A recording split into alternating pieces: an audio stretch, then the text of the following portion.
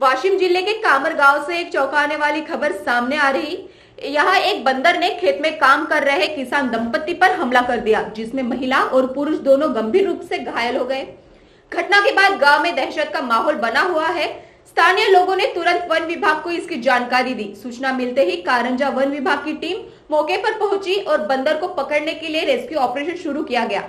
घायल किसानों का इलाज जारी है, वहीं ग्रामीणों में अब भी डर का माहौल बना हुआ है। वन विभाग की टीम लगातार बंदर की तलाश में जुटी हुई है।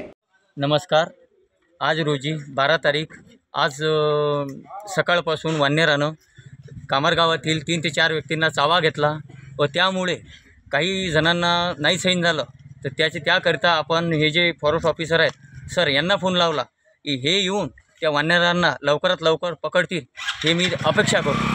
किती जण जखमी झाले यामध्ये? 3 जण। 3 जण कामरगावातलीच व्यक्ती? कामरगावातलीच व्यक्ती आहे। आजची घटना आहे का 2 दिवस आधीची? हे घटना आहे एक परवा दिवसची आणि एक कालची आणि एक आजची। याविषयी कोणी कल्पना दिली वन विभागाला? या विषयानं साहेबरावजी तुमसरे, मनोज तुमसरे व एक कार्तिक म्हणून कार्तिक कैकाडी त्यांनी मला फोन केला। मी पद्माकर साहेबांशी डायरेक्ट कॉन्टॅक्टमध्ये बोललो, त्यांनी ही टीम अरेंजमेंट करून दिली। यावर काही वन विभागानं कारवाई केली का? त्या नाही, चालू आहे पकडमध्ये चालू आहे। वन विभागाचे जे कार्यकर्ते आहे यांचा फुल सपोर्ट आहे। हां, यांच्या प्रयत्न अशी लवकर भेटाव आणि लवकरात लवकर तिकडे दूर नेऊ सोडा। सर, याबद्दल आपण काय म्हणत आहे का? कामरगावमध्ये जे 2 व्यक्ती गंभीर झाले त्यामध्ये एक 70 वर्षीय एक महिला आहे आणि त्यामध्ये एक व्यक्ती आहे रमेश कैकाळीमधून। तर माझं असं म्हणणं आहे का कामरगावमधून तुम्हाला जे कंप्लेंट दिली असेल कोणा अथवा तक्रार दिली असेल अथवा तुम्हाला कॉल केला असेल, तर आपण जे टीम घेऊन आलेले आहे आता सध्या जे वानेर आहे, तर यावर आपण काय बोलू शकता? आपण त्यावर काय कारवाई करू शकता त्याबद्दल? प्रथमतः आज सकाळी सरपंच साहेबांचा फोन आला होता की त्या बाबतीत त्यांनी की माकडांचा इथे हैदोस असून हल्ला केलेला आहे। त्या अनुषंगाने तात्काळ मी आणि माझे अधिनिष्ठ वन कर्मचारी तसेच आमची पूर्ण जी टीम आहे ती इथे तात्काळ कामरगावला हजर झालो।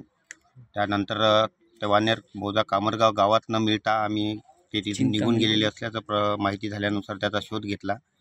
त्यास आता सध्याच्या परिस्थितीत आपण चिंतामणी कॉलेजच्या मागे असल्यामुळे ते रेकग्नाईज केलं, परंतु तो वानरांचा पूर्ण कळप आहे। त्याच्यामध्ये भौतिकरित्या त्या जे हैदोस करणारा वानेर आहे त्याला स्थानिक नागरिकांकडून ओळख करून घेऊन भौतिकरित्या पकडण्याचा तसा आम्ही पुरेपूर प्रयत्न करीत आहोत।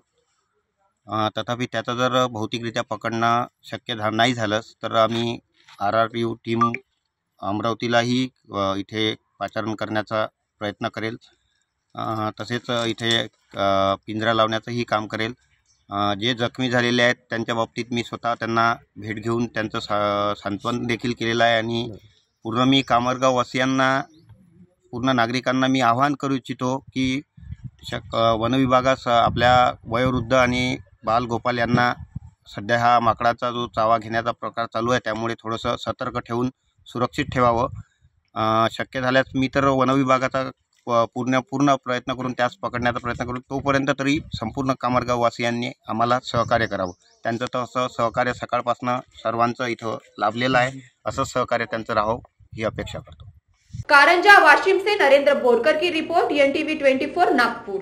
This video is sponsored by Shivam Jewelers.